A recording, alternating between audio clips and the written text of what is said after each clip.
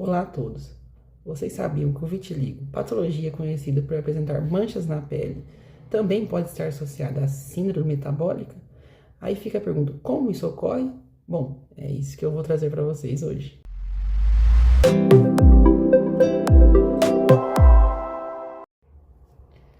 Eu me chamo Luiz Guilherme, atualmente estou cursando o 8º período de nutrição, na Universidade Federal de Lavras. Bom, para contextualizar vocês, eu vou falar um pouco sobre o vitiligo. O vitiligo todo mundo já conhece como uma patologia que apresenta manchas na pele.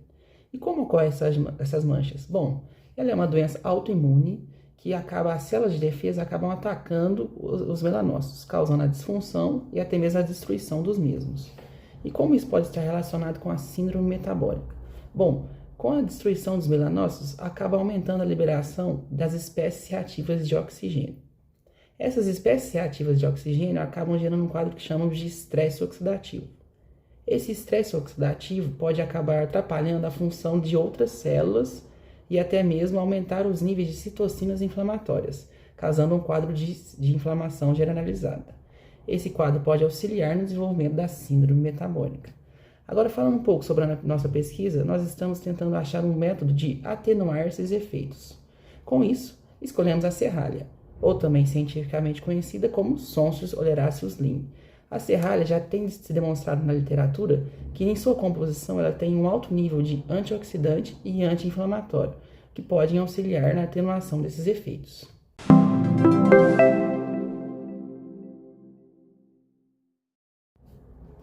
Portanto, o objetivo da nossa pesquisa foi avaliar o extrato de serralha administrado via oral sobre o peso corporal e também sobre a tolerância à glicose em camundongos previamente induzidos ao vitiligo.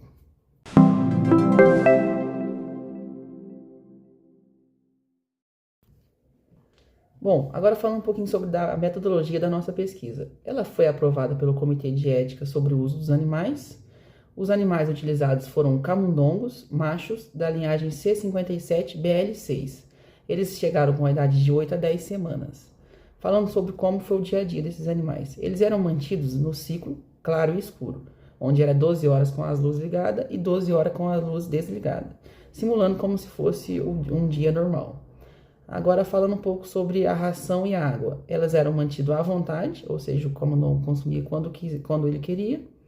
E os pesos dos animais eram aferidos semanalmente.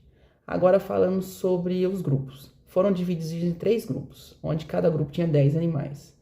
Temos o grupo controle, o grupo vitiligo, onde o vitiligo foi induzido pela hidroquinona. A hidroquinona utilizada foi nas concentrações de 2,5% primeiramente, e depois nas concentrações de 5%. E o terceiro grupo foi o grupo vitiligo, mas com tratamento da serralha, ou seja, primeiro se induziu o vitiligo com a hidroquinona e depois fez um tratamento com extrato aquoso de serralha via oral.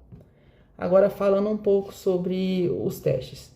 O TTOG, que seria o teste de tolerância oral à glicose, foi feito aos 70 dias e também posteriormente foi realizado a coleta dos tecidos dos animais.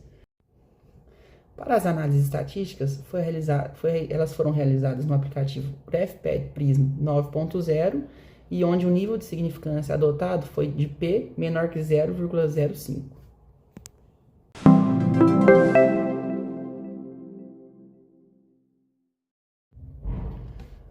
Falando um pouco sobre os resultados da nossa pesquisa. Primeiramente, os 3 grupos não apresentam diferença significativa sobre o consumo alimentar, ou seja, o consumo de ração dos animais. Agora falando um pouco sobre o peso corporal dos animais. Aos 20 e aos 40 dias, também não houve diferença estatística significativa entre os 3 grupos, mas aos 69 dias foi possível observar que o grupo vitiligo apresentou valores significativamente maiores em relação ao grupo controle e em relação ao grupo vitiligo, mas que com tratamento de serralha. Agora falando um pouco sobre a análise da curva de tolerância à glicose. Foi possível observar que o grupo vitiligo apresenta valores significativamente maiores em relação ao grupo controle. E foi possível observar uma atenuação desses valores no grupo onde se teve o tratamento realizado com a serralha. Esses resultados podem nos demonstrar que o vitiligo pode ter sim relação com a utilização da glicose no metabolismo. E também que a serralha pode ser sim uma estratégia viável para atenuar esses efeitos. mas outras análises são necessárias para completar nossos dados e também ver a veracidade desses efeitos.